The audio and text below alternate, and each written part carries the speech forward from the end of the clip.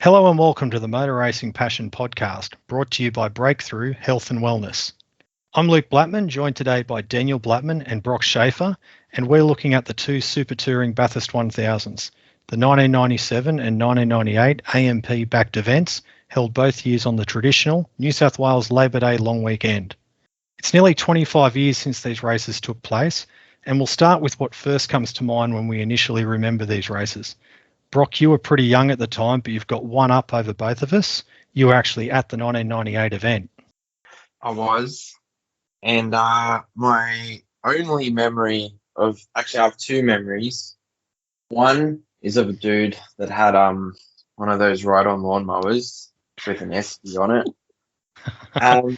And my other memory is it was Ingle and you'd know, Luke. It was Murphy Lowndes crashed at the S's. Tim Harvey. Oh yeah, there you go. And yeah, that's my only two memories from it. But I was there, and I remember the crash very vividly. Very exciting. Well, at least you've got one of the staples of Bathurst etched in your memory, which is the ride-on lawnmowers. Yeah, there were heaps of them, but there's just one that sticks out because it had this really dodgy Holden dealer team livery on it, and it's just stuck with me. I don't know if it stuck with me because it was that awful, but it had smoke blowing out of it. It was a real. It wasn't like one of the high end sort of ride-on eskies. And you were on the scene of what was pretty much not the turning point of the race, but probably the pivotal moment of the 98 race. Yeah. Well, I mean, I didn't know that at the time. I was sitting there watching the cars go past, and I remember this car came over the hill down the S's, and it had like all this fluid pouring out the front of it. I can't remember if it was damaged or not. And the whole road was covered in stuff. And then, the next two cars that came over, obviously went through the sand trap that is no longer there, and straight into the wall. Where's the time gone, Daniel? Yeah, I know. It's watching these races back was actually quite emotional, thinking the amount of time that's actually passed in that time. Yeah, 25 years since the 97 race. Well, yeah, just 24. Tick under. Yeah, just tick under. But yeah, no, incredible. But still, both races stack up very well. In particular, well, I was going to say in particular 97 race, but that's not fair on the 98 race. Two very different races, but both, stand the test of time. Almost 25 years on. Yeah, very competitive in two different ways. Like the 1997 race was a bit more of an tortoise and hare endurance race, whereas the 98 race was just the two cars on the front row just going flat out for 6 and a bit hours. Yeah, and that's and both. Like I still can't split them. Like obviously the 98 race held the closest, well, one of the closest finishes for still to this day kind of thing. So that stands out. But yeah, there is something about that 97 race, and then you think of all the might of the European teams and the big drivers and names that came out, and then there were two Australian teams, the BMW and the Audi team, left standing after 5 hours and 45 minutes.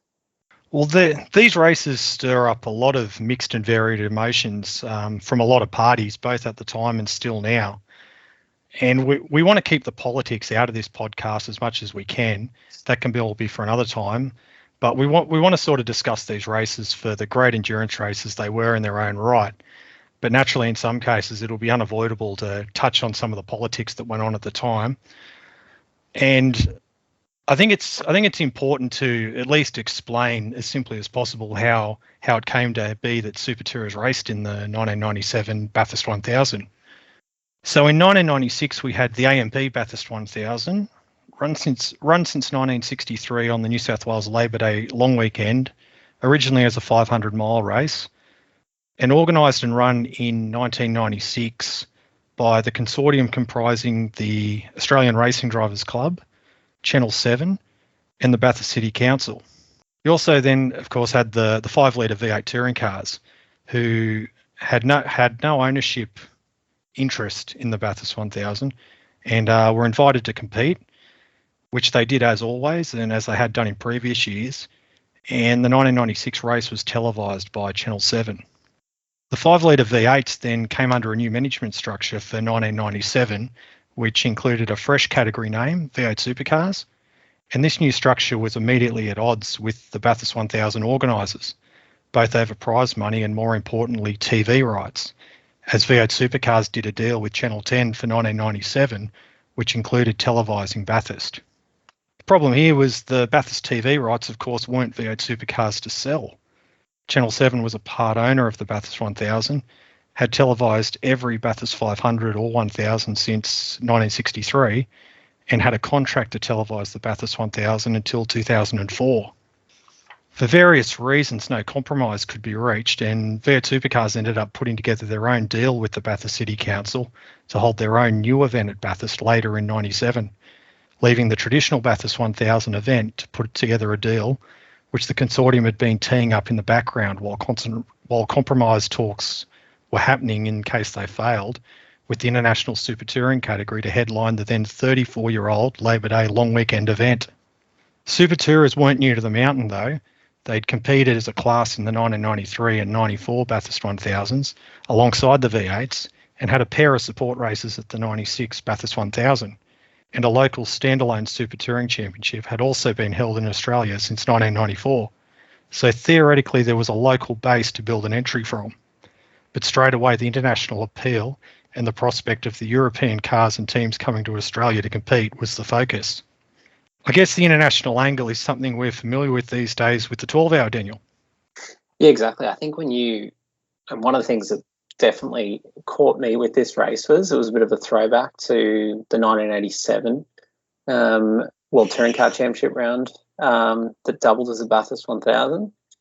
And then, as you said, fast forward to 2002, 2003 with 24 hours, and then obviously now what we've got with the 12-hour. So it's funny how this does come in cycles, the international flair and flavour of endurance racing at Mount Panorama. Yeah, and there was genuine good interest from international teams and drivers at the idea of competing in the race right from the start. Yeah, when you look at as you said before, that in particular the 97 race, when you look at the British Touring Cars, which was the benchmark touring car championship in the world at the time, Williams Engineering, obviously dominating the 97 championship, but they were here. You had the Peugeot teams, you had the Vauxhall teams, might have BMW, Audi, sending drivers like Frank Biela as well. It was, quality from top to bottom. Well, that's the equivalent, Brock, these days of if at the 12-hour when we get teams like Manti or WRT coming over. Yeah, and I'm a big fan of that. I think it's our biggest sort of track. It's our best track, and when we do get international teams come over and tackle it for any event, for me, those events always sort of stand out in history. So like 87, obviously everyone knows because, of what happened with the result, but also it just had a different flavour to it. And that flavour of the international guys coming over, I really like, which I think is why the 12-hour has such an appeal to me and so many people. I was going to say too, I was actually even racking my brain today to figure out who didn't come over, like in terms of the European teams. And Ford, I reckon that was a missed opportunity, and maybe we'll touch on it later, but that still surprises me, just thinking the presence they had in Australia. I would have thought that had been a no-brainer tie-up. And then obviously the 98 race, Nissan through a semi-factory or privately supported Primera was pretty competitive, but as well with the Australian pedigree of Nissans at Australia, I'm surprised they didn't jump on that more thoroughly. When the event was initially announced, actually, Ford were amongst one of the early teams to canvass a bit of interest, but obviously it came to nothing. ProDrive with a Honda were also a team that were interested in coming initially. That would have been good. Jimmy the Rocket James Thompson around here, that would have been worthwhile. And those Accords, in particular that 98 Honda Accord was sensational. So that's a missed opportunity. But to get Williams, who actually were a team that initially weren't interested in coming over. Was Mapati Airlines were the ones that got them over the line, I believe. Yeah, and ANZ. Well, and ANZ. And Graham Moore, actually. I think in the end he was the difference. Yeah. I think mostly he was the deal maker. But yeah, like to think at the time, the best Formula One team in the world, obviously running their British touring car team, like domination is an understatement. What they did in that '97 British Touring Car Championship, and at least for 100 laps of 161 laps, dominated the Bathurst 1000. Well, if you look at some of the quality of the drivers who competed in the '97 race and the '98 race, you had in the '97 event, 4 of the last 6 British Touring Car champions were racing. The only 2 missing were Winkelhock and Gabriele Tarquini. But you also had F1 drivers in the '97 race: Derek Warwick, Julian Bailey, and Alan Jones. You also had Derek Warwick and Jeff Brabham, who by that time was a local competitor, but they were Le Mans winners. So it was quite a pedigree of driver. And the great Jean Homrule, the Belgian ace. Jean-Francois Homrule. Yeah, there you go. I missed it. Yeah, I was going to say it sounded too short. But yes, the Belgian gun. He was the Lawrence Van Thor before Lawrence Van Thor was a thing. But to be honest, at the time, and I appreciate it obviously now, in particular watching the race back, but at the time, I didn't give enough credit or emphasis to the point of Alan Jones driving for Williams 17 years after their World Championship. Like at the time, do you know what I mean? Being so young, you don't fully appreciate it. I would have known he was a world champion then, but he wouldn't have mean much more to me than the guy who fronted the Channel 9 broadcast.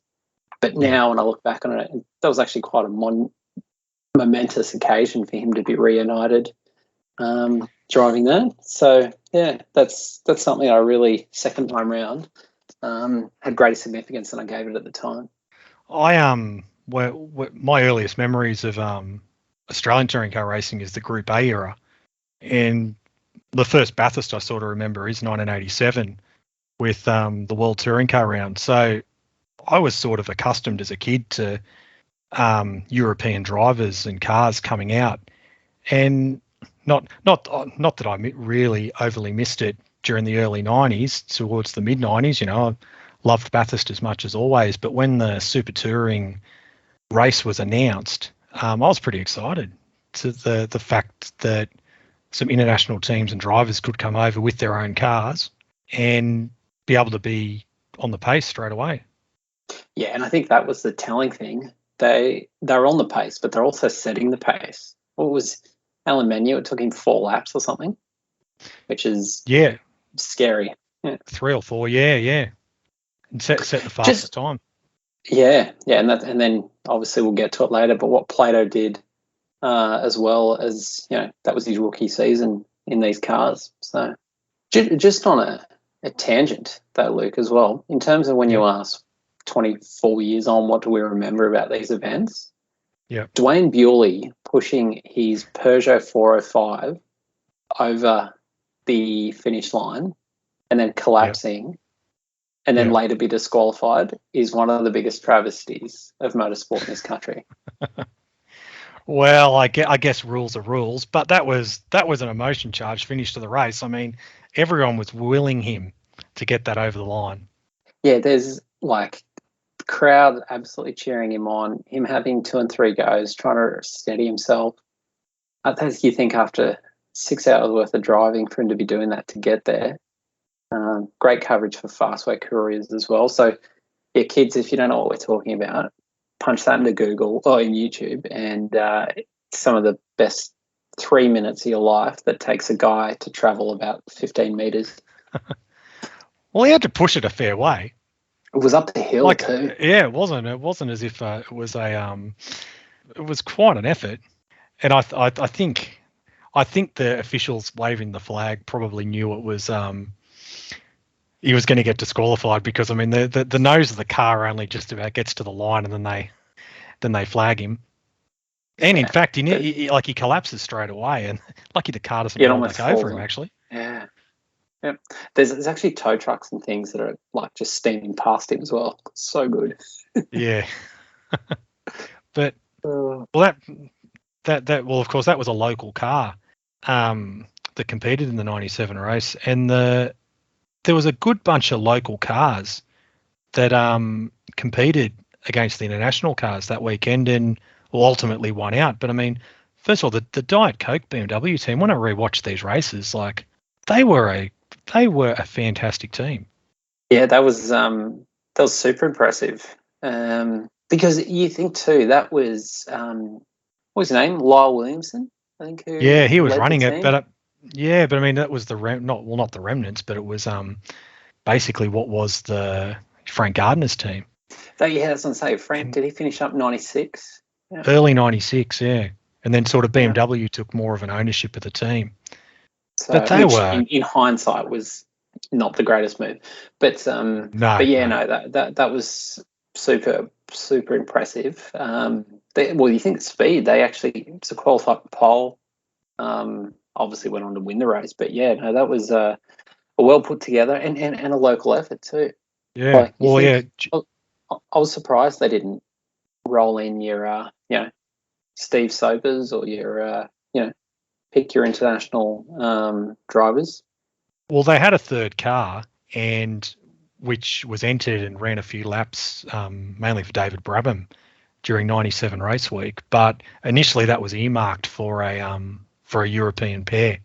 But there was a clashing German STW Cup round that weekend, which took out Winkelhock and Chicotto, and there were rumours that maybe Roberto Ravalia and Steve Soper were going to take up that seat, who'd been running for BMW in the FIA GT Championship, but in the end that came to nothing.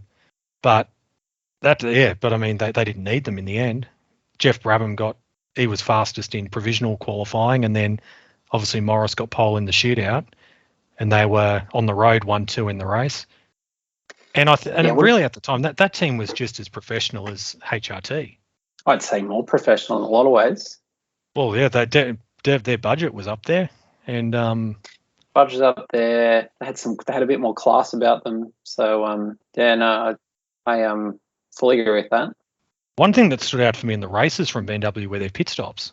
They were really slick in the pit stops. I mean, the cars used a lot of oil, but apart from that, there was one pit stop where they made something like 20 seconds on the Renault. Yeah, which surprised me. Like, don't get me wrong.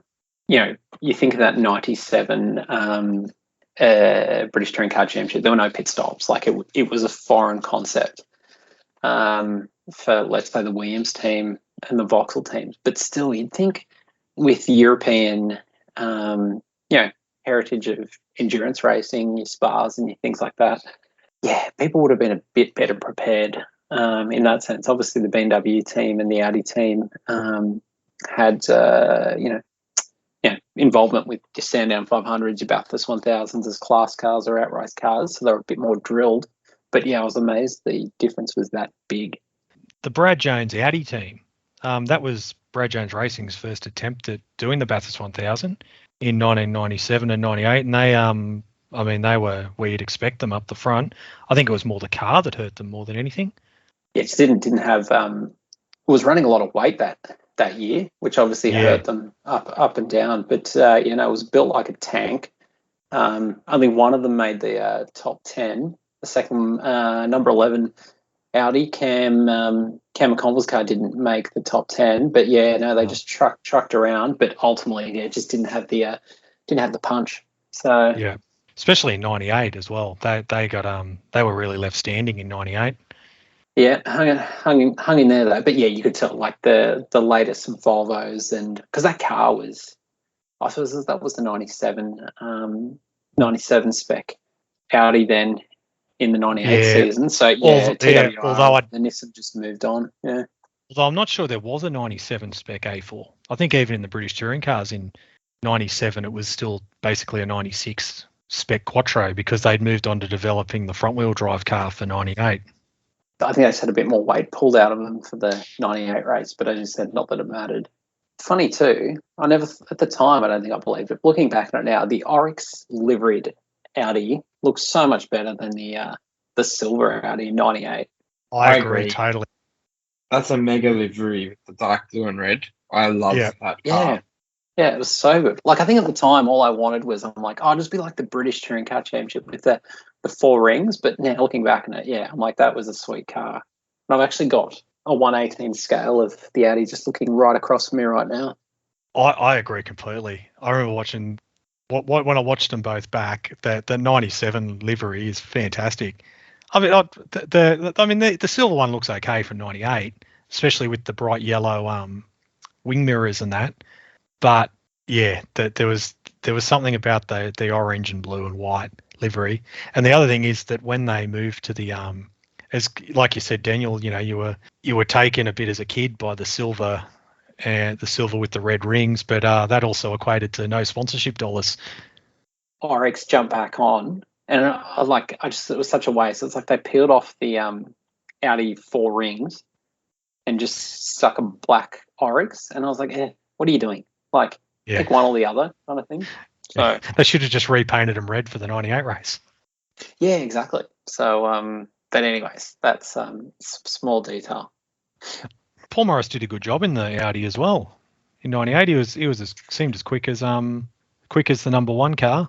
Yeah. Well, here's another question at the both of you. Who won them that? Like, I know we'll get to it, but who won them that race, the 97 race? Craig Baird or Paul Morris? Who was? If you had to pick the driver there that got them over the line, who do you go for? I'm gonna go with Big. I'm gonna go with Big Kev, Paul Morris. Big Kev. I was like Kev, and then I'm like, yeah. I'm with you now. Sorry. Okay. Well, I only asked that because obviously he was number 1 driver in terms of status, but Beto, and obviously to their detriment, but Beto, he drove the majority of the race. Yeah, I mean Morris put the car on pole. He kept the car in second place majority of his 2 stints. Baird hopped in, and I think, Baird pretty much did the same thing. Baird did stand on it at the end though. He did his whole drive of the car was impressive, but that final stint particularly, like he was on it. David Brabham wasn't really making much time on him towards the end, and I mean Frank Beeler. One of the things that stand out for me was Frank Beeler in the last stint when Baird comes out of the pits, and he can just see him ahead of him. I mean Beeler absolutely throws the Audi across the top of the mountain, but Baird just drives away from him. Yeah, I think that summed up the speed difference. Even when Brabham later on was running Beeler down, do you know what I mean? They just had so much more car speed, which was heartbreaking at the time because I was an Audi fan for both those races. So yeah. One car that stood out for me in 97 was the Gary Rogers Motorsport Nissan. Stephen Richards and Matt Neal qualified in the top 10, and then in the shootout outqualified Brad Jones in the Audi, lined up 7th on the grid, and they had some mechanical problems, but they were right in there. Yeah, once again a great looking car, well put together, and just punched around. Steve Richards, obviously, both his performances, 97 and 98 race here, obviously got him a lot of goodwill and pedigree from the European teams. But that was really good. Pity we didn't have that car, that same level of GW or GRM and Richards running in the Australian Super Touring Championship in 98. Obviously, the car lived on. I think it went to Jim Cornish or someone else. Went to Adam Kaplan in the 98 Australian Super Touring Championship. And then for Bathurst, Jim Cornish drove it. Visit your vet, Nissan Primera, yeah. But no, you're right. That was a very well put together and speedy car, as we saw, was the building blocks of their 98 campaign. Well, actually, there was an extra international car that came to Bathurst in 97 There were obviously the 2 Peugeots, the 2 Renaults, the 2 Vauxhalls. There was also Matt Neal's British touring car Nissan Primera that was flown down to be used as spare parts for the GRM Nissan. It's a pity it didn't race. That's what I mean. Like, there's so many of these, obviously everything's great in hindsight, but yeah, so many opportunities or missed opportunities of what could have added more layers to this race. That's what I like about the Peter Hill's, what was it called, the night racing Mondeos. You'd have to say one of the smallest teams in the field, and they roll out 3 cars in 97, I think 2 in 98. Other way around. 2 in 97, 3 in 98. Oh, I was like, wow. I was just like, yeah, you got all these other teams kind of, rolling out cars just to run practice laps and things like that. I'm like, nah, if the cars are there, get them out there and run. A bit like, the night racing Mondeos. Yeah. Well, actually, that fastweight Peugeot we spoke about earlier, they had 2 of the cars up at Bathurst for 97 as well, but only raced one of them. Tony Newman ran that Peugeot we bought after 97. That ran at Bathurst in 98, didn't it? Yeah, the 406 that he bought after Bathurst 97. Yeah, which was never the same. Whatever happened between that Bathurst weekend and where's round 1? Calder Park? Calder Park. But that's when he had a mechanical problem at the end of the front straight and spun off and got air over to yeah. Something something happened there. But I don't think they had the budget really to make the most of that car, so to speak. No. But you think when looking at the 98 race, Peter Hills puts his 94, 95 spec Mondeo in the top 10, and you just think what that Peugeot managed the year before, that's a car that deserved to be in the top 10 or had the potential to be in the top 10. Oh, certainly, yeah. Well, actually, but both of Tony Newman's team actually bought both of them, both of the 406s for the 98 season, and Patrick Watts was actually rumoured to come over and drive one of them in the 98 season. But whatever, I think there was a bit of a few management problems with the team, and Tony Newman ended up sort of running the whole deal himself. And that second car never turned a wheel until the 99 Bathurst 500, as far as I know, in terms of a super touring race. Yeah. Some missed opportunities. Patrick Watts. Now there was, obviously we'll talk about 99 later, but that was a season of what could have been for Patrick Watts in that 406. Yeah. You mentioned Peter Hills with his Mondeo. The turnaround between 97 and 98 for that team was amazing. In 97, Hills didn't even get off the start grid initially. No. Started from the pits, and then he turns that into 1998. He obviously makes the top 10, finishes the race in 6th, but also his second car in 97 had a few issues. Jenny Thompson was one of the drivers, and she had the bonnet blow up after coming out of the pits up Mountain Straight. And there's television images of her parked on the side of the road, and she's out trying to bash the bonnet down. Yeah. All done without the use of a safety car. And later on, the 89 car, it was having fuel pickup issues, and it wasn't able to make it up the mountain. So twice it stopped on the approach to the cutting, and twice both of her other co-drivers reversed it from the cutting back to the pits. Yeah, that's quite an achievement. And received reprimands. I was going to say, weren't their licenses basically revoked temporarily, or for a long time? Yeah, you can't be doing that. No, and like that was, I suppose one of the things that made, not necessarily reversing the wrong way down the track, but you know what I mean? That's what made this event special. You had the number 1 touring car team in the world in Williams, and then you've also got, the Mondeos that were, quite honourably run out of your garage kind of thing. So yeah. that's what I like about the event, and a lot of things what's missing today. But that was such a nice element to this race. Definitely. And actually, another the mention of Jenny Thompson bashing the bonnet down under green flag on Mountain Straight. That's probably one of the big differences in the '97 race, and the fact that at one point the Neil Bates Mark Adderton Toyota Camry breaks down on pit straight, and a tow truck drives out, hooks it up, tows it round turn one into the back of the pits, all under green. And then at the tail end of the race, when David Brabham gets hit by Jean-Francois Homerule at the cutting, both of them spin around but then get back going. We have like 3 or 4 laps under the safety car. Effectively won them the race. Exactly.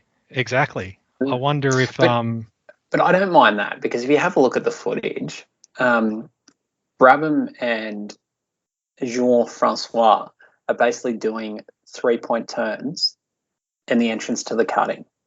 Like, do you know what I mean? Yeah. It doesn't surprise me that that would call a safety car. But when you compare it to Neil Bates getting towed around Hill Corner, during the race, it was a different time. Even if you remember in the dying stages of the '97 race, where Paul Pickett's Hyundai, the engine explodes, or a wheel basically caves in, just at McPhillamy Park, or just before Skyline, actually, I should say, and he's parked up, and you'd think safety car, but they run the 2 or 3 laps to finish the race. What did we make of Peter Brock in the '97 race? Well, it had a good livery. Had a great livery. Yeah, that car did look $1 million, and it was quick. Well, Brock, he'd driven the Volvo in the '96 Australian Super Touring Championship, so he was familiar with front wheel drive. But I mean, he did a great job in that opening stint. He did very. I mean, take Plato out of it, but you can't. He was so dominant. You've almost got to remove him from that. But yeah, I mean, Brock was throwing it around with was it Patrick Watts, David Brabham, or Jeff Brabham in the opening stint. Yeah. So like, they had a great little race. Yeah, that was good. And near the end of the stint, obviously started to fall off slightly. But no, that was, you think, from someone who drove one of those overweight taxis for the '97, most of '97, to jump in that nimble little Vauxhall.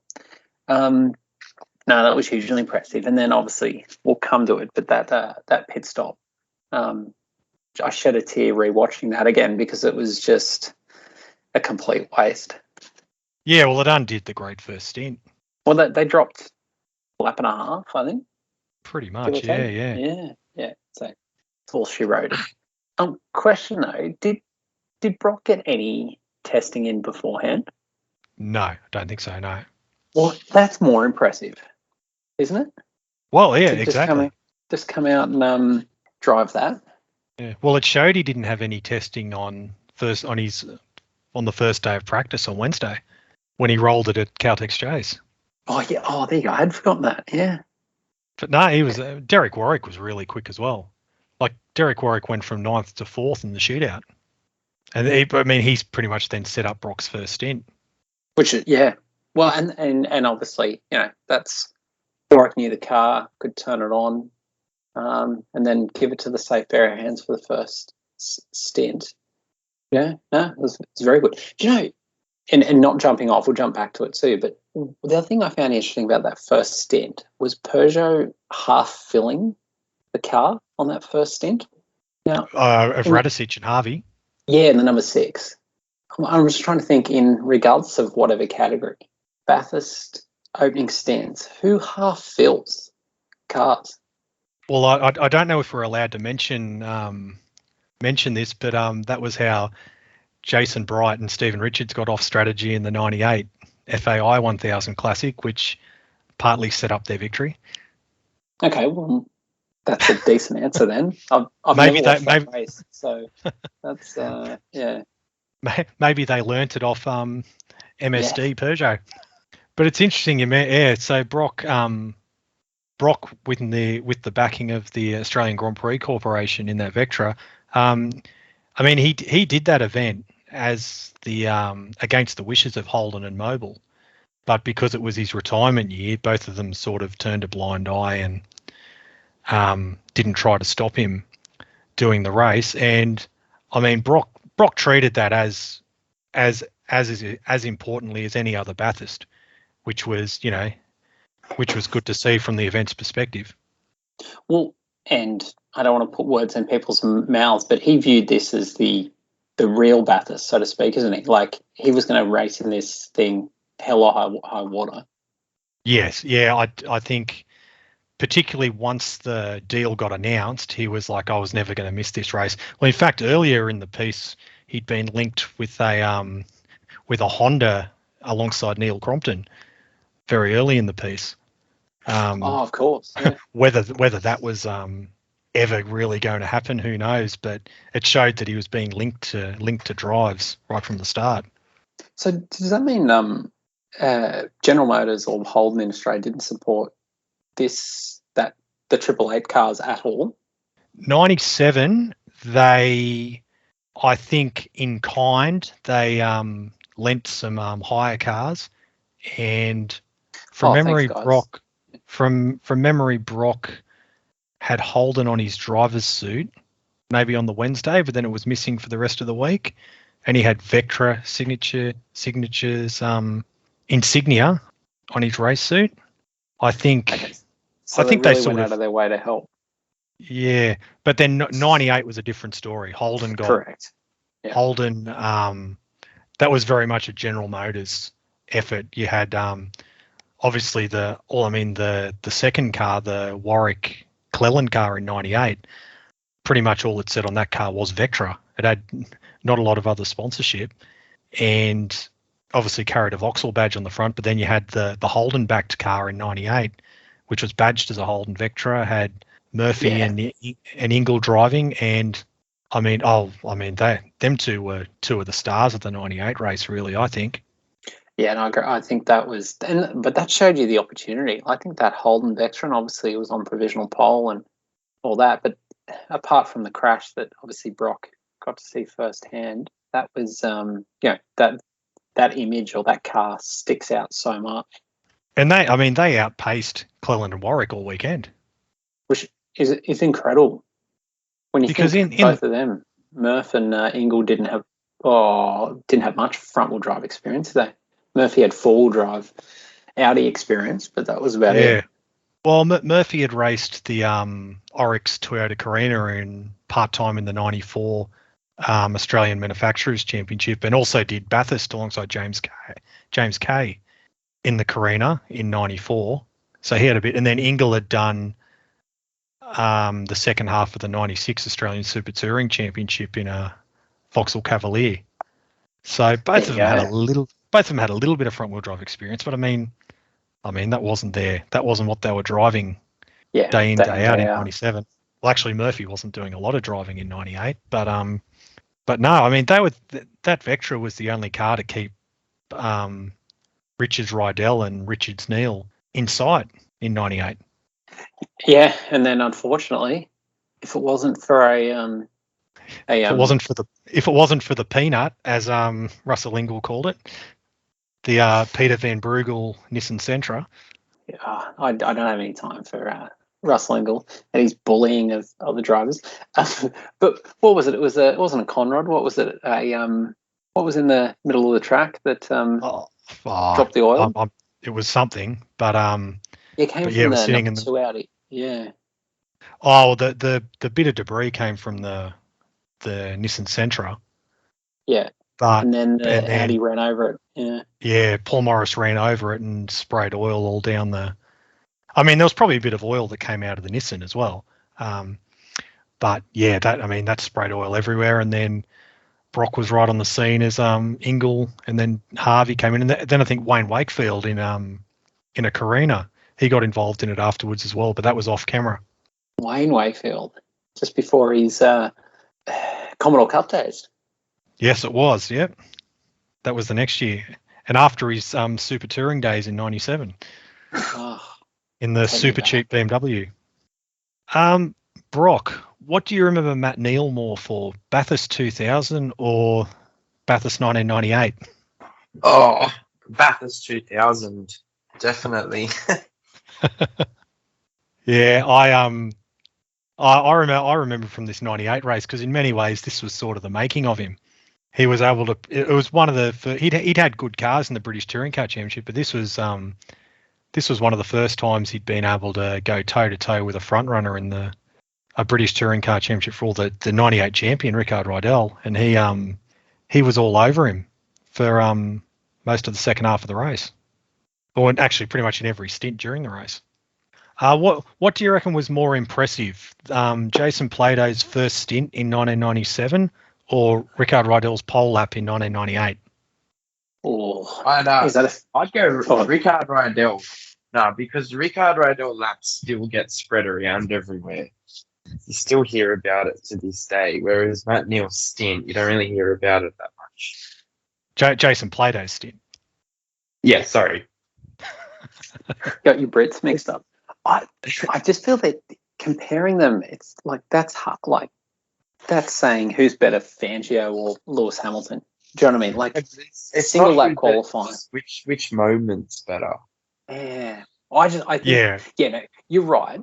Rydell's single lap is more iconic because it's easier to. Do you know what I mean? Like it's 2 minutes and 14 seconds of probably the best lap ever of Mount Panorama. But Plato's, what made his so good was the stint that he just pulled out a second and a half per lap. Lead by 10 seconds after 6 or 7 laps. Like that's hugely impressive. Maybe up there with Marcus Winkelhock's opening stint in 2015 at the 12 hour. Maybe that's what we need to look at. The best opening stints at Bathurst. Maybe that might be a better comparison. But here's one that I know Brock will have the answer to, but I reckon he's wrong. What's more impressive, Rickard Rydell's 1998 pole-winning shootout lap versus Greg Murphy's in 2003? Look, I mean, Murphy's lap's certainly more spectacular and is more famous, but I will say for a super touring car to do a 2 minute 14 is just as impressive. So I'm actually going to surprise you, Daniel. I'm going to say they're both. Oh, okay. Sorry, I was counting on you being a Murphy I would disciple. If it's just like for what those touring cars were, the lap times they did is just so unbelievable and hard to comprehend that they could be that fast. That I'm gonna side with you on this one. I think you have to take it in context of who could have possibly seen a 2:14, like Brock was saying, from a Super Tourer, even in qualifying trim in 98. But by the same token, I mean, who would have ever seen a 2 minute 6 from a V8 supercar in 2003? I think that the laps that both of them did were just so much quicker than what the next best was, that I think they're quite hard to split, really. They were both just complete standouts from anything else at the time. No, I agree. They were just head and shoulders above everything else, and I think that's the thing. Like, I forget how much faster Murphy was, but Rydell, what was he, 2 seconds or 1.9 seconds faster than the Nissan did in second place? Yeah.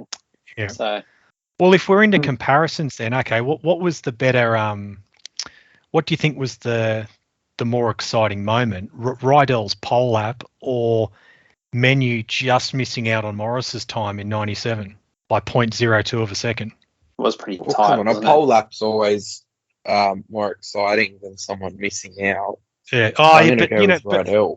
But when Menu crossed the line, it's more impressive when someone smashes a field than if it's really close. Yeah, I can pay that. I guess I was just thinking from the aspect of, if you're watching and then, because everyone expected Menu to get pole in 97. And when he's come around the last corner and he comes across line and he just missed out, as opposed to when Rydell did his lap and Rydell comes around the last corner, takes the checkered flag, and everyone just goes like, "Wow, what was that?" I think the interesting thing around the Renault had so much speed, and I'm still perplexed where it went in that shootout lap, unless it's just, do you know what I mean, those guys taking it a bit easier. But that's still to this day, I'm trying to figure out over a lap how that BMW was faster. Yeah, well, especially as, I guess that just shows how good the Diet Coke team had those BMWs going, because they weren't the latest, they weren't 97 spec cars.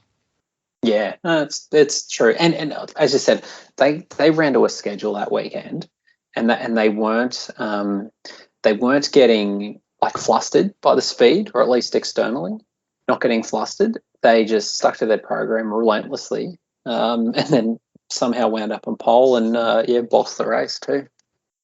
One of the main talking points from the 98 race was Richards versus Richards. Dad Jim and son Stephen. Jim in the Works Volvo S40. Stephen Richards in the Semi-Works Nissan Primera. What did you think of it, Daniel? Particularly the start of the race. Well, I just think, how good was it having father and son, front row of the grid, biggest race in Australia, Nissan versus Volvo, probably one of the oldest head-to-head battles in world motorsport. But also, I love the story how it came together. So obviously, on the Saturday after the shootout, Rydell sticks it on pole. Stevie Richards solid 2 minutes 16, lines up in second. And so Channel 7, the Bathurst City Council, and obviously everyone got together and was looking at ways to promote the event, and they thought that the father-son starting the race would be a good story. So I think excellently, but I'm still surprised to this day that TWR and who ran the car? Matt Neal's, the Nissan team run by Team Dynamic. Yeah, actually played ball and agreed to both put the Richards in to start the race, which I think is obviously great for the event, but you wouldn't see it these days. I mean, two teams obviously battling out for this victory. Putting the event's best interests and letting that lead their driver selections for the opening race, the opening stint of the race. I would have thought Stephen Richards would have probably started anyway. Do you think? Well, actually, and sorry, I lied with that. Actually, no, I didn't know. It was 2:16.41. Sorry, I'm just checking the second place lap time that Stevie Richards did there. Yeah, no, I think he would have started more likely, but equally, Matt Neal had the 97 race under his belt too. So I guess from the Nissan point of view, it was much of a muchness in terms of pace between the two of them. But also, you'd think Matt Neal, it's his team, or at least his dad's team, so he might have been pushing to start the race. But yeah, TWR, I guess that's where the biggest thing came from. You think Rydell, after the high of Saturday, they were thinking maybe put him in and do a Plato from 97. Who would you have preferred to have won the 98 race? Which Richards? So I think at the time I was all for the Team Dynamics, Nissan winning. And you think of that Nissan too, like at least in the British Championship, Volvo was, at least on the start of the season, quite dominant. But you think that second half of 98, those Nissans really came on strong. So to think, seeing Team Dynamic, obviously with a decent amount of support, but stick it to the Volvo. One of the funniest bits of the telecast was that they sort of made not a big deal, but it was a talking point that because by that time Anthony Reid was one of the Nissan Works drivers in England, and he'd left, announced he was leaving for Ford for 1999. And throughout the telecast, it was said that it's between Stephen Richards and Matt Neal for the second Works Nissan seat for the 99 British Touring Car Championship. And Gary Wilkinson on the podium even jokingly says, "You guys are going to duke out who gets the seat." And because it was announced not long after that, Laurent Aiello got the seat, and both of them missed out. But speaking of Gary Wilkinson, the commentary team for the Channel 7 put together for both of those events were right up there with, I think, perhaps some of the best commentary team you could have had in any Bathurst race that's been held there. I mean, for starters, they had Murray Walker. Just continuing that F1 flavour and flair. Obviously, he was commentating. Were they both on ITV at the time? Was the British Touring Cars? Is that how the hookup was in UK? No, the hookup initially with Murray Walker and British Touring Cars was they were both on the BBC. But then for 1997, F1 moved to ITV, but British Touring Cars stayed on BBC, but Murray did both that year.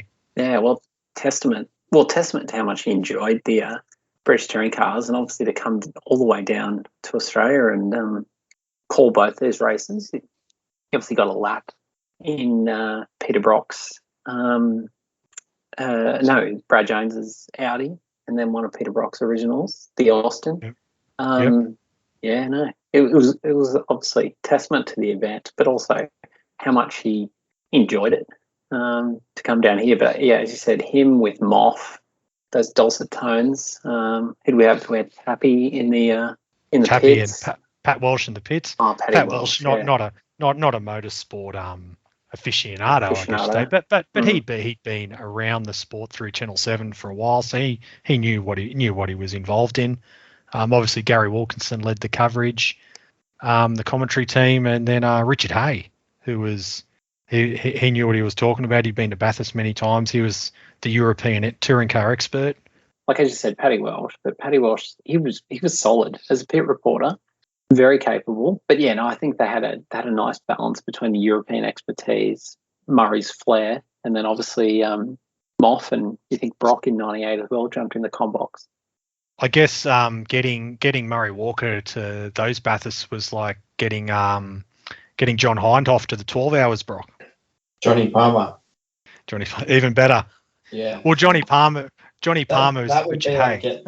That'd be like getting like Martin Brundle out to do like a state series at Wakefield Park. Like that's how much of a swing that would be. Yeah. But that commentary team, they all got on so well. It's an enjoyable commentary to listen to. I think as well, just for people that go back and watch it, that maybe didn't watch it at the time, going back and hearing Murray Walker, whether you like his commentary or not, again, it just adds a different flavour to the event that helps it stand out from other sort of events around that time. And I don't know, it's just another important thing, and I think it's part of the reason why it still resonates with people so much, these events, why they remember them so well. Hypothetical time, do we think the Renault in 97 could have pulled back a lap in 60 laps? No. No way. No? I mean, if it got a safety car, maybe. I'm just trying to think how many safety cars there were. There was the obviously the Audi and the BMW, but tall order. Like after that point, they weren't going as fast as they were in that morning stint as well. So, I mean, never say never, but I think that's a tall order. What do you see? Luke asked the question because he thinks the answer is yes. I mean, they were just so much faster. See? Earlier in the race, and obviously they lost a lot of time with the brake pad change, and Menu was trying hard because obviously he had the off just before the car retired.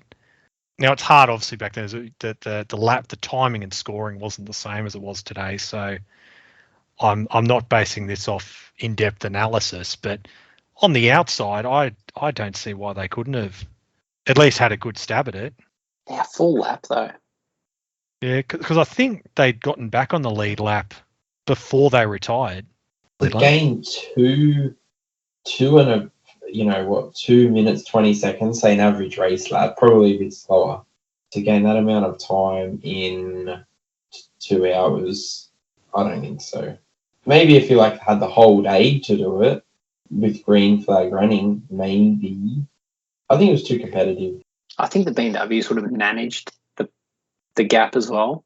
Like they probably weren't going all out at that part of the race too. So I mean, it would have been great. It is a pity that we didn't actually get them to see him try, but I just think the fragility of that car was obviously on display. I guess What a car it was, though. I did watch the onboards with Plato and Menu. Geez, that was just one of the best touring cars going around. Like at the time, but also looking back at it as well. It just looked the business, and especially the way it flowed, across the top. That was very, very impressive. The Super Tours in general were really good to watch across the top of the mountain.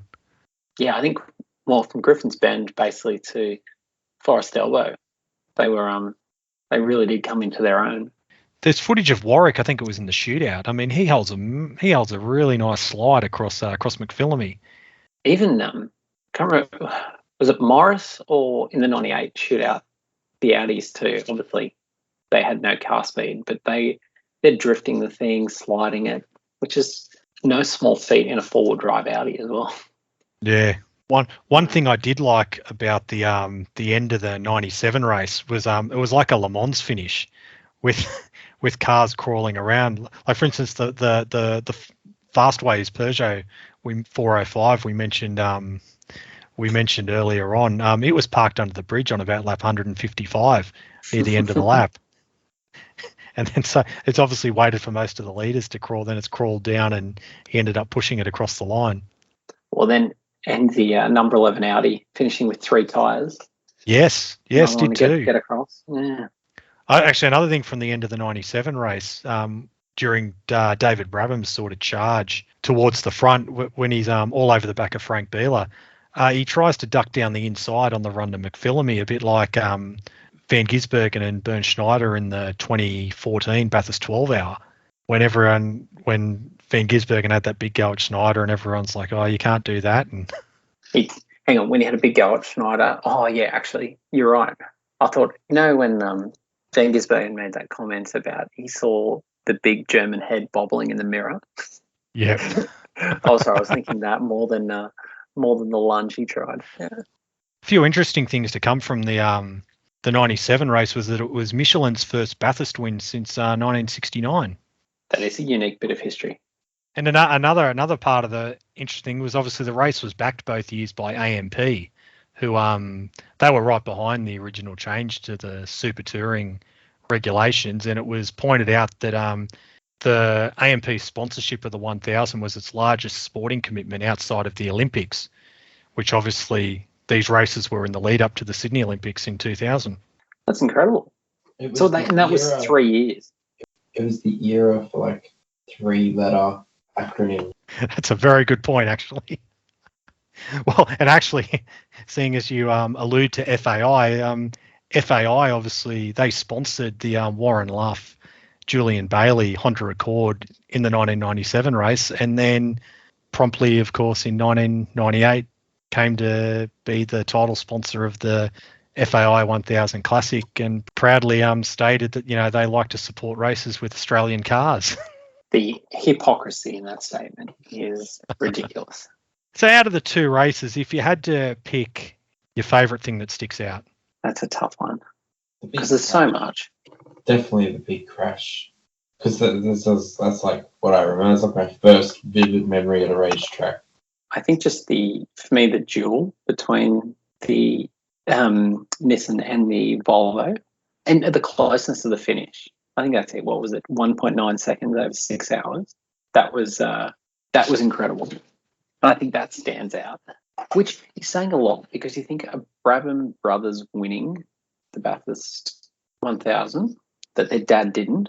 You'd think that would rate highly, but that's, to me, I reckon that just nudges it. It probably would have if they'd have been first across the line and been able to celebrate it on the podium that day.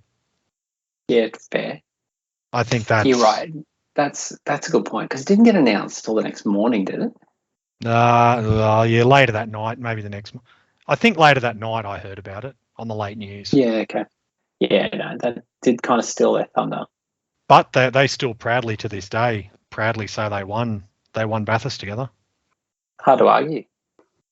I think I do really love Plato's opening stint to 97. It's not necessarily exciting motor racing, but just how, him and Morris go side by side up Mountain Straight. They go side by side around Griffin's Bend. They go side by side up towards the cutting, and then Plato gets in front, and then he just takes off. Just in terms of driving, I thought that was really, really impressive. And probably, I guess one thing that sticks out for me is just how competitive the 1997 event was. Particularly if you take the top 9 qualifying times leading into the shootout, was how close it was. Like, there was less than a second between the top 9, which in modern motor racing in many ways isn't overly impressive. But for the time, when it was open tyres, there were very few control components in super touring. That's a very, very close spread. And I think with the relative inexperience of so many of the teams and drivers as well, like, that showed you the quality of the field to be that close over, as you said, 9 of the 10 cars. So, and I think touching on the Plato and the Williams Renaults in that race too, it's such a pity they didn't come back in 98. Yeah. Because they kind of laid the groundwork. I Yeah. think if they came back, and they were close to coming back too, I forget what the exact reason was that they pulled the pin, but they were ready to go. You think they would have, they would have been right up there with the Nissans and the Volvos. Well, yeah, and they'd entered. The cars are both profiled in the 1998 program for the race. They were entered as Car 6 and Car 7, with Menu, Plato and Graham Moore listed as drivers. Alan Jones hadn't been confirmed or real overly talked about, I don't think, either, to be the second driver. And originally there was actually going to be a third Renault come out as well, the DC Cook prepared Renault that had been driven in the 98 British Touring Car Championship by Tommy Rustad. That was originally supposed to come as well, but in the end, none of them came out, unfortunately. What's going to waste? You think you could have thrown Villeneuve or Frentzen in that fourth seat if Jones didn't take it up as well? You know the question I have. What do you think cost more to run? Alan Jones's 1980 F1 car or his Super Touring car? Probably his Super Tourer, I think. Sure. Yeah. I do have to ask you though, Brock, in that crash in 98, did you get any souvenirs? No. Well, none that I remember. No. I definitely would have shown you if I did. What about an autograph? No. I just have vivid memories of the crash and nothing after it. That's understandable. All right, we're going to take a quick break and then we'll be back with some more after the break.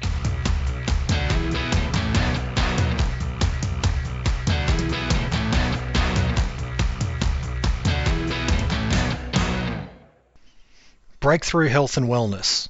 The Breakthrough 60-Day Challenge combines a highly effective weight loss program and a high-end personal fitness experience without costly memberships. In a culture of flash workouts and going hard, Breakthrough have taken a more sustainable approach and developed the perfect program that will not only get you fit and healthy, but also help you shed stubborn weight that you thought was never going to budge. Breakthrough will offer new inspiration and goals that will lead to life changes you can easily maintain. Each week, Breakthrough offer interesting muscular endurance, strengthening and functional movement exercises with a training app that will rival any workout you have done at the gym. For more information, visit mybreakthrough.com.au. That's MYBreakthrough, and follow Breakthrough on Facebook and Instagram.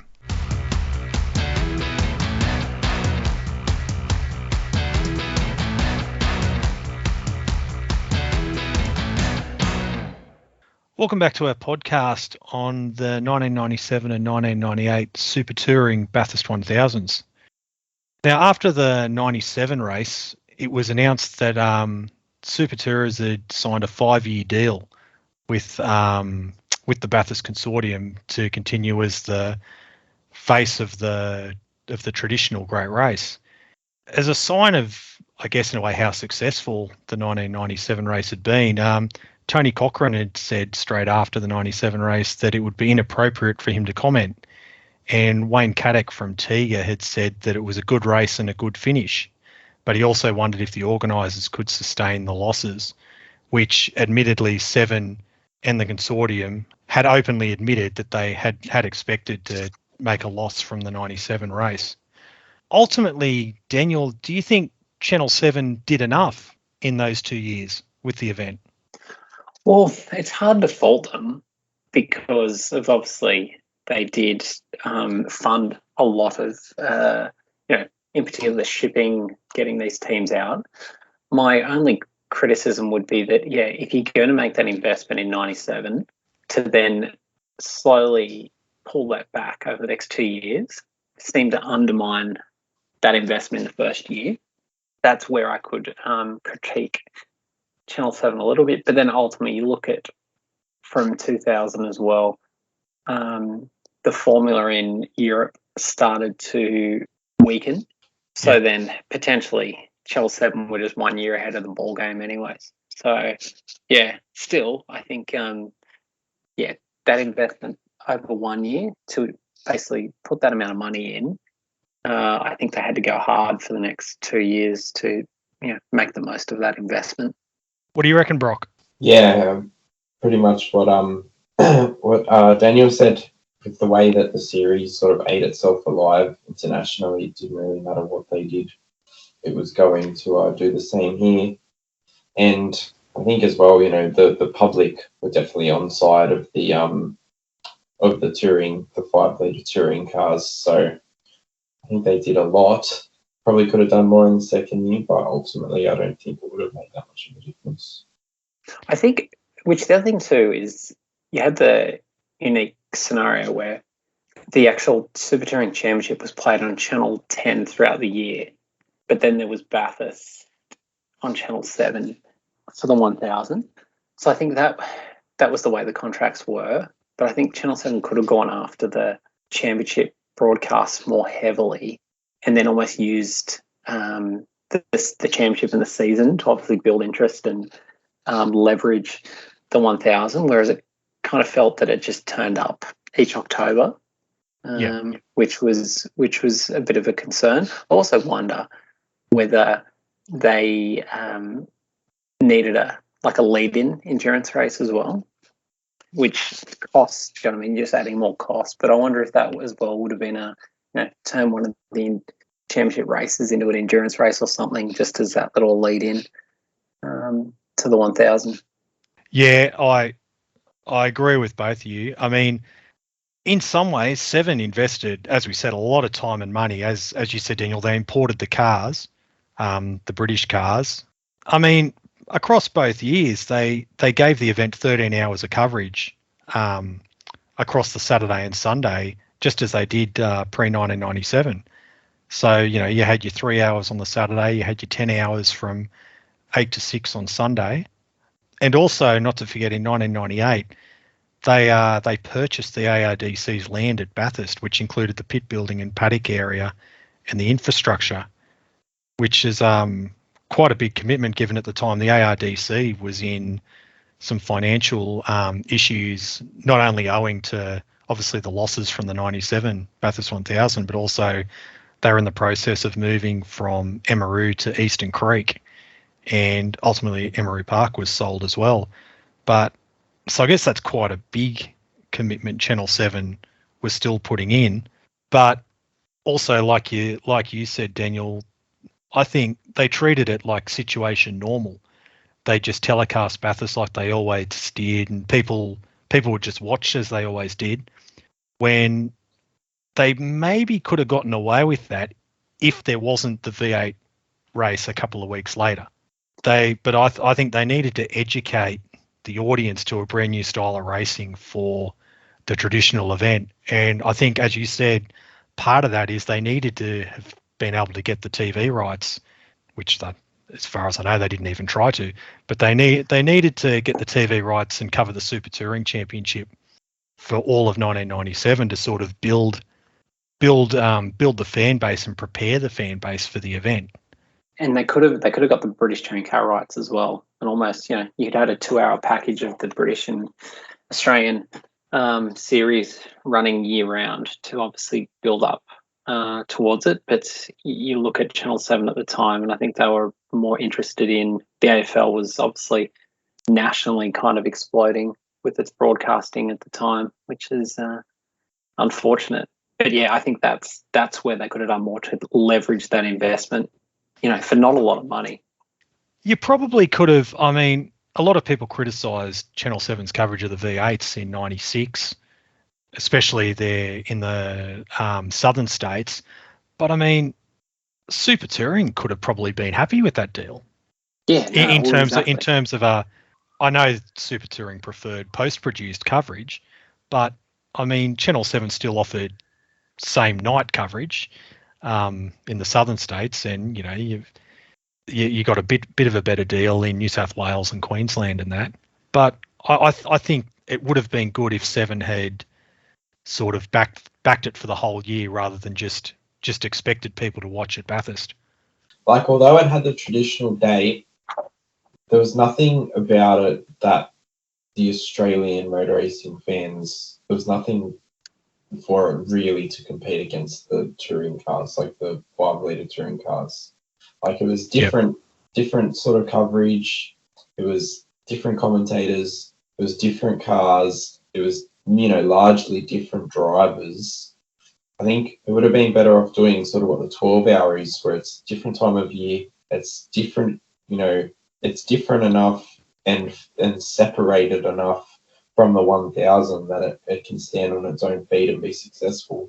But the 2-litre race was trying to be the Bathurst 1000, and that would take years to like get the average motorsport fan in Australia to sort of accept it and take it on board. It's never going to work. Australia has never, ever been a fan of 2-litre front-wheel cars. Especially once the V8s got their own Bathurst event over the line a couple of weeks later. That's where I think the Bathurst Regional Council sold out Channel 7 and the ARDC, to be fair. But obviously they're all partners in this event, and then the Regional Council basically approves a clone to undermine them. So I think that was a turning point, because you wouldn't have those comparisons. Well, sorry, you wouldn't have those fresh comparisons if it was the only 1000 Bathurst event was these events. But having 2 weeks later. Hold it in March. And then suddenly, I think it would stand on its own 2 feet and be a ton more successful, get a lot more interest, and take the sort of competitive aspect out of it from it competing against, you know, what is the biggest race of the year, which is the 5-litre touring cars. Yeah. I guess that would. If that 5-litre touring car race didn't exist, then it would have had more of a chance. And I wonder, to your point, Luke, then if that's potentially what took the wind out of Channel 7 sails, if rather than having their own event, all of a sudden they had, you know, a clone that they were competing against. And they didn't seem to have the energy to, as I said, educate the fan base throughout the year or get behind a new formula. And I know we want to keep the politics out of it, but for this podcast, but they needed to go to war, so to speak, and say that we're going to back these super tourers year round. We're not just going to sit back and then let you all turn up at Bathurst in October and then we'll give you some attention. Yeah. With the council though, I can have sympathy for the Bathurst Council in that they did do a deal with the other side for the V8 race, but I guess if you're a council, you're there to service the community, and in the council's mind, the community would benefit from a second race, and especially given it was the V8s that were going to be the second race, I guess in their mind that was more business for the community. Yeah, I guess I can have sympathy for him in that regard. Yeah, and maybe it was too soon. I look at the organisation that was Vesco at the time, then lobbying the council to run an exact replica of this race 2 weeks after the original one. That's where I kind of go, yep, you may have a, into the same distance as well, 1,000 That's what I kilometre mean. distance. That's what I mean. It basically was borrowing off someone else's event, and they purposely clouded that judgment, and that's where I'm uncomfortable about it, because when the shoe was on the other foot, basically they cried foul and ultimately were successful, and that's how we wound up with the 500k race in '99. But so that's where I was like, the council could have, I think, achieved that through a different means. So. It has to be said, though, I guess not only do we need to ask, did Channel 7 do enough? Super Touring as a whole didn't help itself in terms of when the race was originally announced. We heard, all these cars could possibly come from overseas, and there was all this interest.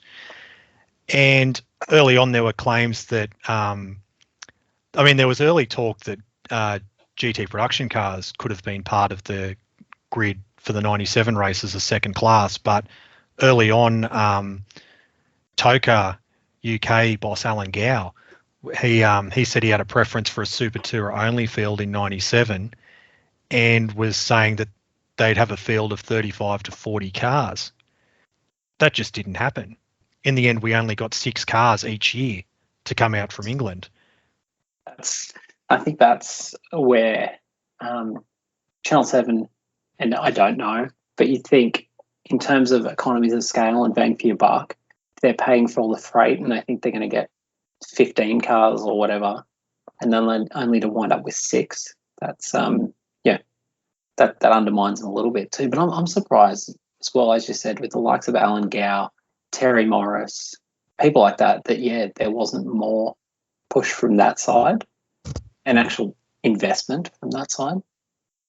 And the excuse used for only 6 coming in 97 was that the race was announced too late for a lot of the overseas teams' budget, and that a lot more were going to come out for 98. But then for 98, you still had the same number of cars in 6, but 2 of them were privateer entries. Yeah, so the Rob Gravitt Honda and the Team Dynamics.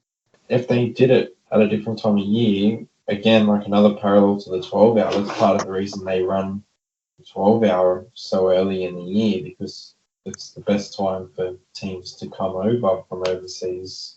That, or ironically, Super Touring 1000 would have probably run a bit better in November, because one of the problems with the early October date was that it always clashed with the final round of the German STW Cup, which had a lot of interest and a lot of good drivers. That's why Frank Bieler couldn't come back in 1998, because he did the German Super Touring Series in 98, and that final round clashed with Bathurst.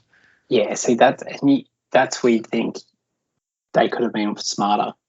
Change the date and change it from Bathurst 1000 to Super Touring 6-hour, and suddenly it's a very different sounding race. I think it would have been definitely from the public's view, maybe more widely accepted. Only problem with that is that undermines then everything that the organisers were trying to say, that theirs was the traditional race that had been around. But they were just setting themselves up to fail in hindsight, weren't they? The other thing with that is the Australian Super Touring Championship didn't even gain momentum off the back of the Bathurst announcement. In that, we touched on, Channel 7 could have done more with the 97 series perhaps, but even in general, the Australian Super Touring Championship entries were quite poor during 97. Some rounds only got 13 cars.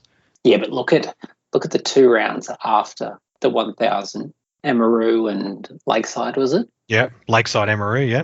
Yeah, I think they swelled to early 20s, mid 20s, maybe entries. Yeah. So I think it was almost people got their Bathurst program ready, and then with all their resources and things they had left over, funneled in. But you're right. Then for round 1, 1998, they disappeared again. Yeah, and we'd also lost BMW by then. BMW pulled out at the end of 97 off the back of a Bathurst win. And there was talk of some sort of a high-profile private team running those cars with Jeff Brabham and Murphy mentioned as drivers, but that privateer sort of effort came to nothing for 98. And there was rumours of a Honda Works team in the 98 Australian Super Touring Championship, but that came to nothing. So you'd net lost local cars heading into 98. The series hadn't kicked on from having Bathurst. Yeah, some missed opportunities there. Yeah, we just needed those manufacturers or even Holden, obviously bring forward their support of a Vectra as well. So yeah, I think a lot of missed opportunities that if a couple had just fallen their way, we might have been in a different situation. Biggest problem that killed it as a whole was just the cost of running the cars. It's just ridiculous. So I think Holden were willing to back the Vectra for the 98 1000, and I think they probably would have been open if the cost was right to a Vectra Super Touring program, but it was just, well, it was probably a similar sort of price to what they were putting into V8s at the time, but obviously you can only do one or the other at those sort of prices. I think it's easy for me to say because you're right, the cost may have been prohibitive, but you think of the arrangement Volvo dealer team had here in terms of using TWR in the UK for a lot of their engine prep, obviously supply of year-old cars and things like that. You would have hoped that Holden and 888, it's funny where things wind up 20-odd years later, but there was, I guess, potential to do a similar deal. The mention of Volvo, that was one issue I always had with the 98 race, in that obviously the two TWR Volvos from England came out to do the 98 Bathurst, but that replaced the Australian Volvo that Jim Richards had driven all year. Yes, yeah. We'd already lost BMW from the previous year in terms of a good local effort. Gary Rogers Motorsport didn't have a Super Touring team in 1998, and heading into Bathurst, the only sort of local contenders were the two Works Audis and Cameron McLean's private BMW. And even then, Cameron McLean seemed to, which is no problem, he did his best to finish, but he seemed to be going for the finish in 98, he didn't seem to want to get amongst the Works cars too much. Yeah, they took a conservative approach, didn't they? And no disrespect to Tony Scott, but it would have been good if they put a Paul Morris or a Craig Baird or a, well, Jeff Brabham wasn't doing much in 98. Yeah. What was David Brabham doing as well? Yeah. Johnny Cicotto. Johnny Cicotto was that weekend in 98. He was winning the final round of the German Super Touring Championship. Okay. Well, and winning the championships. That's why I guess that was why Schnitzer couldn't come, because they were competing in that championship too. Yeah. We fixed it. We have now created a another world where Super Tourer and Supercars live on successfully and happily, and we all get to watch more racing. We fixed it. Well, yeah, we have. I guess one thing was there was never a lack of linking of manufacturers to an Australian Super Touring program. Nissan were rumoured at times, Holden, as we said, Honda got close in 98. Alan Jones was linked to running Dodge Stratuses at one point. They just never seemed to quite get over the line. And I guess same with, there was a lot of high-profile privateer programs linked at times, and either just the commercial interest just wasn't there. There was just something missing that ended up affecting not only the race but the championship. Yeah, and you saw how quickly it came undone too. I think that was shown the reliance on the European cars, because no cars were produced here; they were all imported. And yeah, so I think once the momentum stopped, and obviously Channel 7's investment stopped, things wrapped up pretty quickly. With the 98 race, what did you think of the extra classes added to the event rather than just being a Super Tourer only event? I didn't mind it. Like, quite a big fan of class racing. I loved it, actually. Yeah, just obviously ultimately what it did to the format, I guess. In terms of the race, playing a part in the accident, or? Oh, no, well, Jim, I just wonder if that was sowed the seeds for future touring and Bathurst tours 12 months later. Could have. I guess it also showed that they couldn't get together a full grid of Super Tourers in their mind, because we only had 28. We had 27 starting 97, and of the 40 odd starters for 98, 28 of them were Super Tourers. Yeah, and I think as soon as we turned off the European tap in terms of freighting cars over, that obviously Dropped more.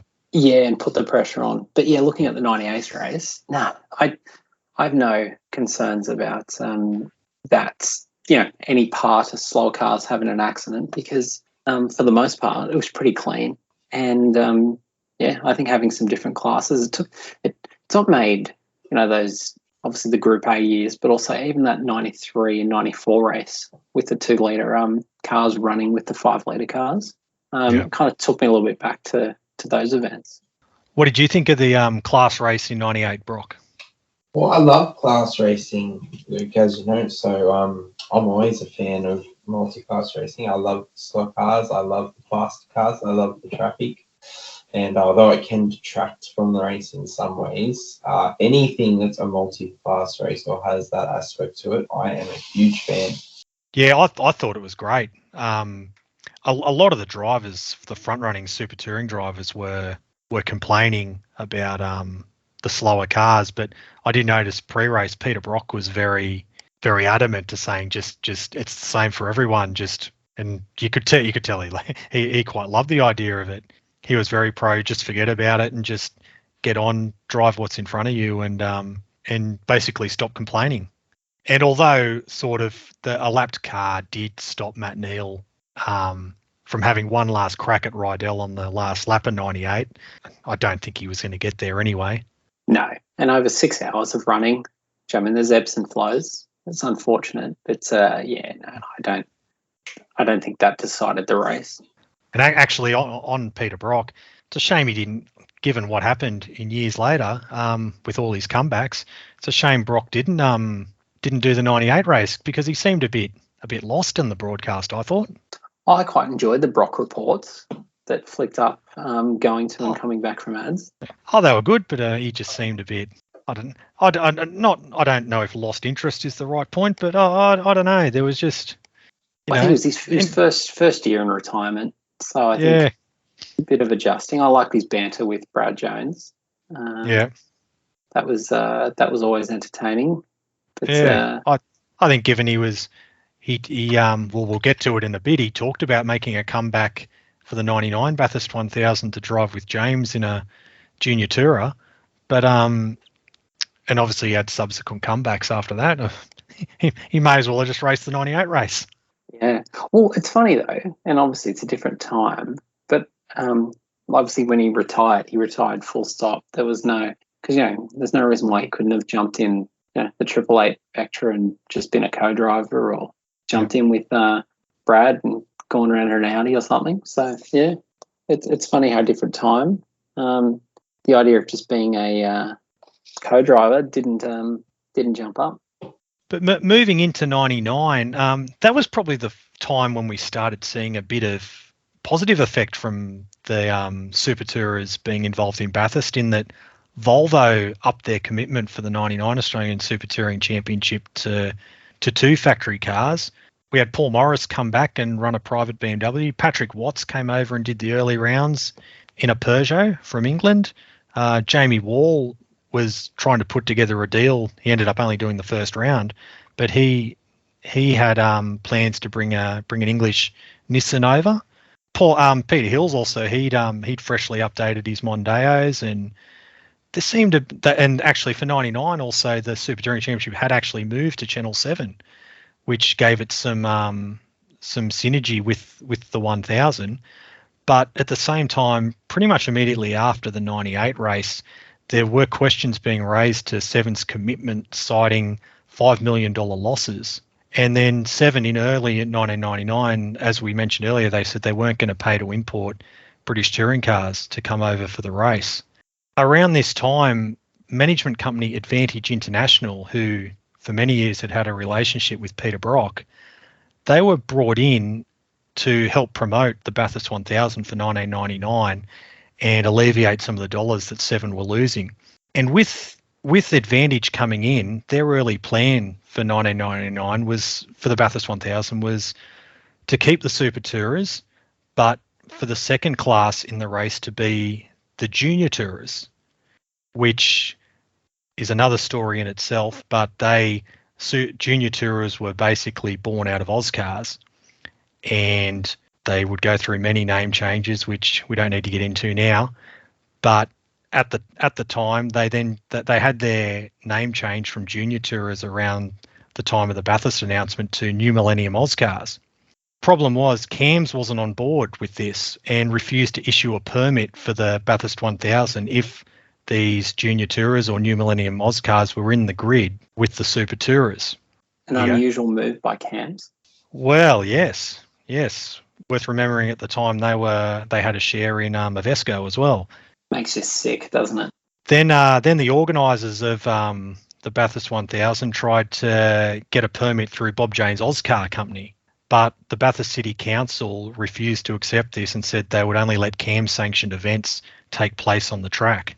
So that there effectively ended not only the 2-year history of the Super Touring Bathurst 1000, but it basically ended the traditional long weekend Bathurst 1000 because Advantage and Channel 7 then came up with an idea for a Bathurst festival that would feature a 300-kilometre race for the New Millennium Oscars and a 500-kilometre race for Super Tourers. It's worth noting by the time the 300-kilometre race came around at the Bathurst Festival, the Junior Tourers that became New Millennium Oscars had by then become Bathurst Tourers. But what did we all think of that? 1999. Just very sad. Just very riveting and just an awesome event that nobody watched. It was just a sad weekend, I thought, from watching it. It didn't have the fizz of the previous years. They had a plan, and once CAMS nicked it, then that was that. It was like they came up with this thrown together backup idea, which I don't think anyone thought would work. Yeah, 1999, like just to rub salt in the wound, I guess, is, V8 Supercars is really taking off, isn't it? Yeah. And then, once they decided to move away from the 1,000 kilometre format, the war was lost then. I was quite strongly on the traditional side and considered the Super Touring race to be part of the 1,000 history and the V8 race not. But once they moved to the 500 kilometre race for Super Tourers, I didn't consider that part of the long weekend history. I thought that was just trying too hard to keep it going by then. It did, in a way, it did provide a nice, but it did close the book on the history of the long weekend Bathurst Enduro, because in 2000 there was no way the Bathurst Enduro could have been held on that weekend, as that was the closing ceremony for the Sydney Olympics.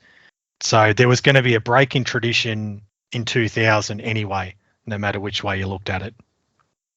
All right, so here's a hypothetical for you based off the back of that.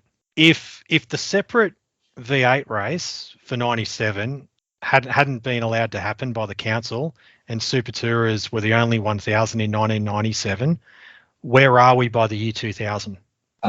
We've got Super Touring cars running 5-litre V8s under the bonnet. What about you, Daniel? So I think we're still running, 2000 was still running a 1,000 kilometre Super Touring race. I think it's still like 97, kind of split between the 5-litre and the 2-litre categories. But with the impending demise of Super Touring as a formula, it would probably dovetail into obviously where we ended up 5 years onwards. Yeah. Whatever, just because super production wasn't going to get picked up here, and obviously I can't see Australia adopting those British touring car rules that they picked up in 2002. So you think V8 Supercars could have survived for a few years without running a Bathurst race? Definitely.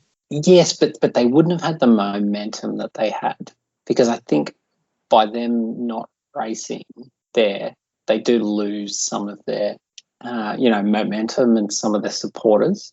So yeah, I do think they would have survived. It just wouldn't have been as big. Yeah, that's the critical thing. The critical thing that swayed the success of the Super Touring race was the V8 race being allowed to happen. I think if the V8 race wasn't green lighted, I actually think it ends up being a V8 race on the long weekend in '97. Ooh. I think. Talk me through that. I think if a race at Bathurst was important enough for V8 Supercars that they put together their own event, then something happens. So money changes hands in some way, shape, or form. That the V8 race is shown on. That there's the traditional Bathurst 1000 continues, like run by ARDC, televised by Channel 7, but it's the V8 Supercars, and something gets worked out where maybe money changes, Channel 10 get compensated, and something happens. I think it was that important. Worst comes to worst, there's a compromise reached by 2000 anyway. Yeah, but I think by 2000 you're right. But I just think with the likes of the Black Wiggle, Alan Gow, Channel 7, like I think too much water had gone under the bridge to come together for 97. As an aside, it would have been very interesting to see what would have happened in those couple of years. Like I think, as you both say, we wind up in the same spot pretty much, but a Super Touring 1000 that isn't followed up by a V8 1000 a couple of weeks later could have been a wonderful international event. And it would have been interesting to see how maybe it would have mirrored what happened with those early Indianapolis 500s during the IRL kart war. Yeah, it's probably not a bad analogy. Yeah, I just would have loved to have seen that. Just a pity, as we said earlier, the local council caved. Yeah, but so what would be some of our final thoughts on the Super Touring 1000s?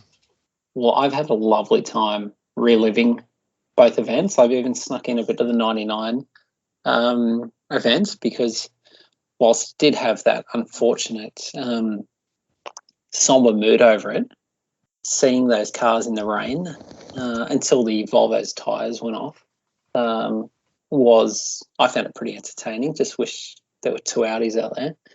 But yeah, I just think overall it was sensational and just so much untapped potential in there. I think they were cool cars, but it's just not the right thing for Australia and what we tend to support motor racing wise. But cool cars, glad it happened. Good to get the international side of it at here. I really enjoy that, and really cool to look back on it. Yeah, I guess ultimately it didn't have a long-term future as a Super Touring event. Whether in another alternate universe, maybe they switch it to Pro Car or something at some point. But if the event had managed to get enough of a following in those 2 years, but in terms of Super Touring, I think it's a shame that the race has been largely forgotten about, except by enthusiasts and and even the National Motor Racing Museum still showcases a couple of Super Tourers there.